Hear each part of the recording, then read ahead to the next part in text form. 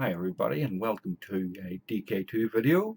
This is called Yana Virtual Relaxation, and I'm going to add a little bit of Terence McKenna while watching it, so he'll be in the background, so relax and let's have a little go. He's talking about VR, so enjoy. For that matter. Ooh. And then, you go to India, where English is spoken widely, and that's a whole experience. One world language seems to me a fairly conservative but necessary thing to put on the agenda. What sort of breakthrough do you think we can make with virtual reality in education? In education? Well, for instance, an application for virtual reality that's very big right now is archaeologists have gotten onto this and love it, because you can, let's imagine a city like Jebel Chaltoun. It was continuously inhabited for 1,500 years. So you just feed in the plans for every 50-year increment. And then you can walk the streets of this city and look at astronomical arrangements, see how at the close of Baktun 8 they apparently destroyed a fortification and moved it 100 feet further west. And so at the University of Pennsylvania, in places where the Maya thing is being pushed hard, they're building up basically a virtual database of the Mayan civilization. And this sounds to me much more exciting than reading about Tikal or poring over maps or even slides and film. To be able to walk through Imperial Tikal on a festival day at the close of Baktun 9 and see the reconstructed friezes and everything. And they're not doing that for education or entertainment. They're doing it as an adjunct to the discipline of archaeology. But it obviously will later be sold into the, quote, education/entertainment market. So that's one use. To me, the exciting thing about virtual reality is that we will be able to show each other our dreams. It's another way of objectifying the soul, what we've been talking about. A child of 5 given a virtual reality toolkit will begin to build their world. And by the time you're 20, your world will be, the size of Manhattan. And that's you, that's yours. And nobody can walk those streets without your permission. And if you love someone and you give them permission, they can literally walk into your dreams. Your dreams when you were 5, when you were 10, when you were 15, your fascist phase, your Mozart phase, your, whatever. And that is that 4-dimensional centipede of the soul that I'm talking about. It's not it itself, but it's an imprint of it, a download of it. We will build our dreams and then live in them and share them. And imagine, suppose you want to build a building, and suppose you want it to be 10 stories high.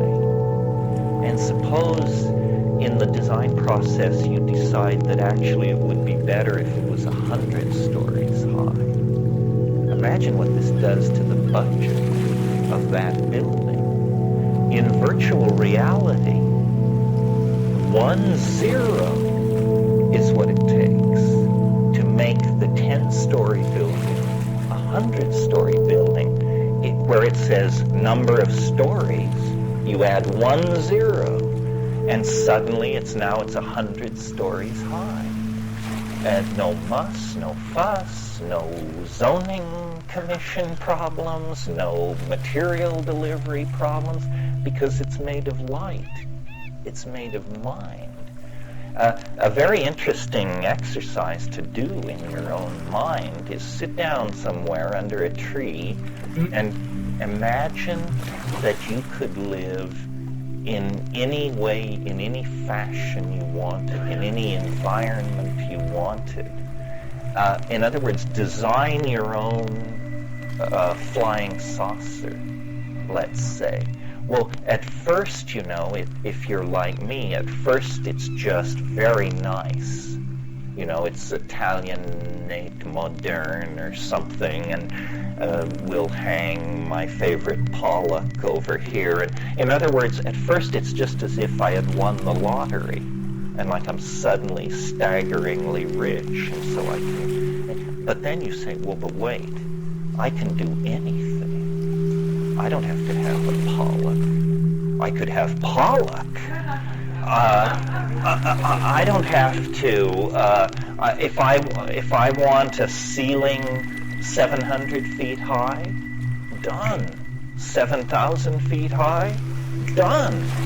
And then you realize, oh my God, I'm in the imagination.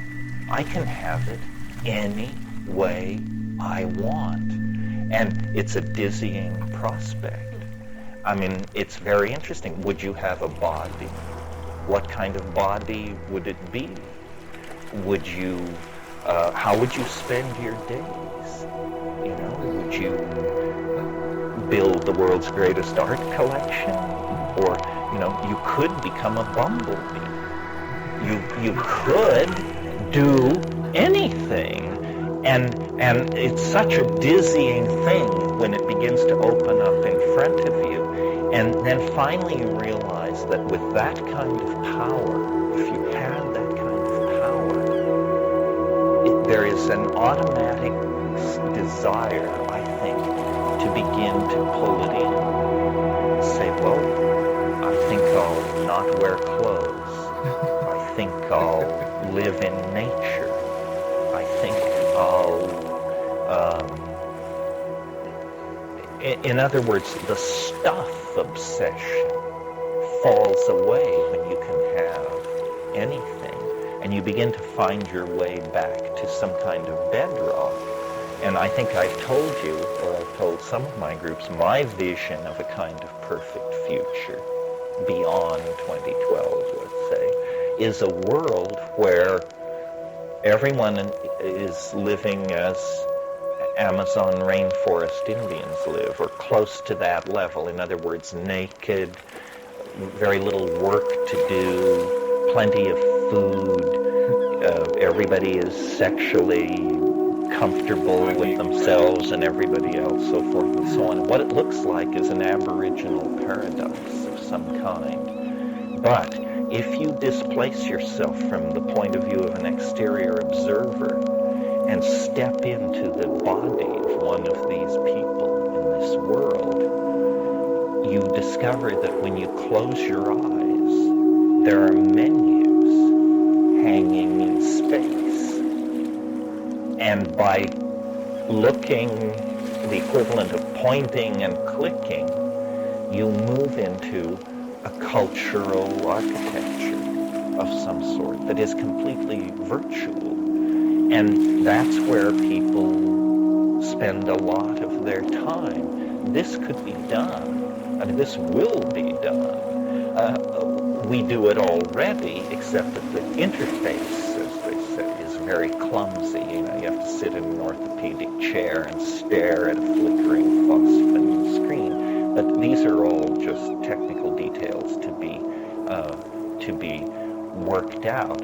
So I think that that this idea of a neo-archaism, an archaic revival, will end with an aboriginal exterior in dynamic balance with a reconstituted Earth, but that the interior horizon of transcendence will be a virtual cultural landscape that will be wilder than Blade Runner, more dynamic than Dune, more anything than anything that you can imagine, and we will be living then in the imagination and yet celebrating the body in three-dimensional space. And history will be over then. And we will understand what it means to have history be over, because we will be living the way people lived before the first furrow was plowed. Well, I hope you enjoyed that. That was Yana featuring Terence McKenna. And I really hope that you get to check it out. That was the Psychedelic Salon. Reality imagination. Number 450, so go and check that out. And meet Lorenzo. Thank you very much. Goodbye, everybody. Goodbye.